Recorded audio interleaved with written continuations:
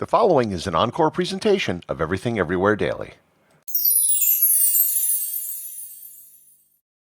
New Year's Day is not only the day we turn over a new year on the calendar, but it's also a day where people start resolutions, companies begin new budgets, and everyone screws up writing checks. While documenting our trip around the sun makes perfect sense, why do we use this day, January 1st, as the starting point for our calendar years? Why not some other day?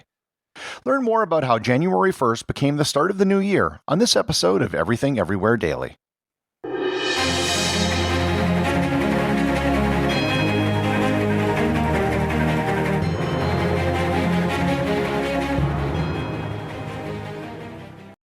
Want to get 7 streaming services for the price of 1? Sign up for a smart bundle that'll stimulate your brain. Featuring Curiosity Stream with the best documentary films and TV shows, Nebula for thought-provoking content from your favorite creators, and One Day University with the best lectures from the country's top professors, and so much more. It's perfect for families with all kinds of interests, and great content for kids. It also makes a perfect holiday gift. Now at 40% off, get all 7 services for only $3.50 a month. Sign up now at smartbundle.com. Want to get 7 streaming services for the price of 1? Sign up for a smart bundle that'll stimulate your brain. Featuring Curiosity Stream with the best documentary films and TV shows, Nebula for thought-provoking content from your favorite creators, and One Day University with the best lectures from the country's top professors, and so much more. It's perfect for families with all kinds of interests, and great content for kids. It also makes a perfect holiday gift. Now at 40% off, get all 7 services for only $3.50 a month. Sign up now at smartbundle.com.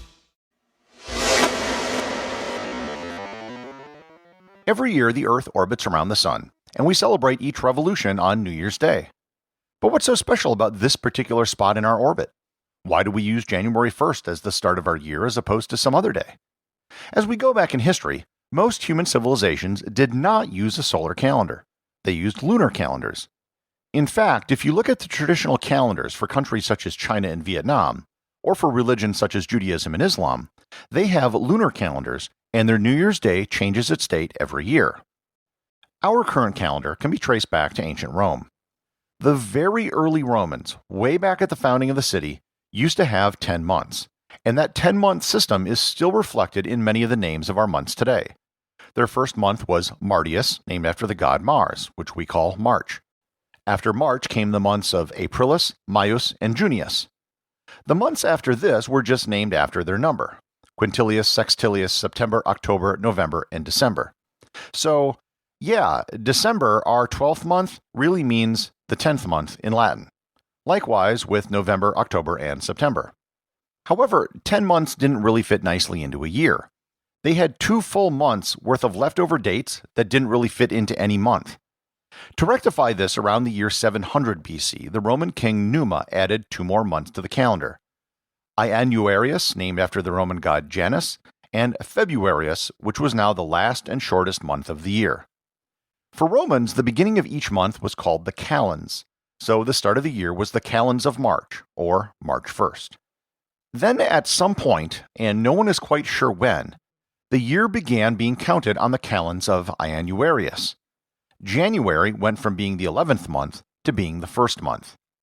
This might have had something to do with the start of terms for consuls.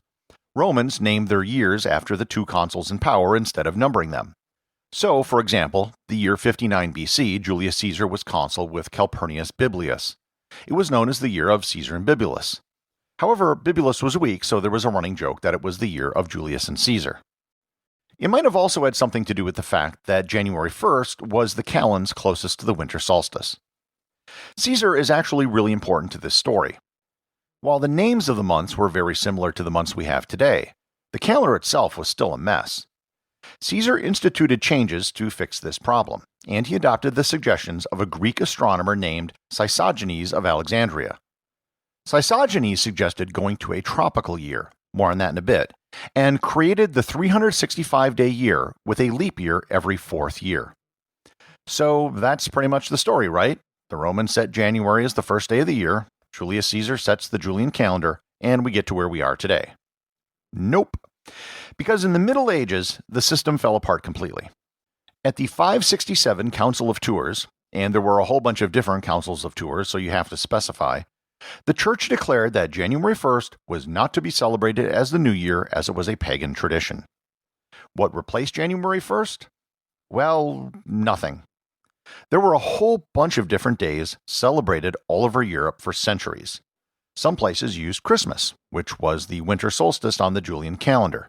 Some used the floating date of Easter, some went back to the old Roman March 1st, and some, if you remember back to the episode on why Christmas is on December 25th, used the important date of March 25th as the start of the new year. Eventually, for a whole host of reasons, Pope Gregory XIII fixed the problems with the Julian calendar and used the opportunity to standardize the new year back to being January 1st. For good measure, they also made January 1st a holy day, which it still is today. Originally, January 1st was the feast of the circumcision of Jesus, but now it's just called the Solemnity of Mary.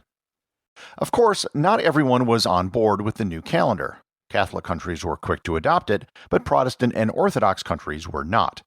In particular, one country was very late to adopt January 1st as the beginning of the new year. That country was England.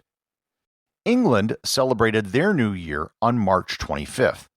In fact, their colonies in the Americas did this as well up until 1752. In 1750, England passed what was known as the Calendar New Style Act, also known as Chesterfield's Act, which is when they adopted the Gregorian calendar. The very first thing mentioned in the act was the problem with using March 25th as the new year, when almost everyone else in Europe used January 1st, including Scotland. So when England finally adopted January 1st as the start of the new year, so did the American colonies for the first time. Today, most countries now use the Gregorian calendar, even if it's only for business purposes to stay in sync with the rest of the world. New Year celebrations such as Tet in Vietnam, Chinese New Year, or Rosh Hashanah are still traditional festivities held on different days all over the world. The fact remains that there's nothing astronomically significant about January 1st, even though it's celebrating an astronomical event, aka a revolution around the sun. So, if we were to start a new calendar from scratch, what day would we pick? Before, I mentioned that Sosigenes of Alexandria suggested we celebrate a tropical year, and I picked that word carefully as opposed to a solar year, because there are two types of solar years and they're very similar. A tropical year is the time from one season to the next based on when the solstices occur. The current years, based on the Gregorian calendar, are tropical years. However, there's also a thing known as a sidereal year, which is when we measure the position of Earth based on the location of stars. The difference between a sidereal year and a tropical year is very small. A sidereal year is only 20 minutes longer. This can add up, however. The difference between the Julian calendar and the Gregorian calendar is only 11 minutes per year, and that caused a lot of problems over the centuries. This has to do with the precession of the orbit that is constantly changing. There are two logical places to define a new year based on astronomic principles.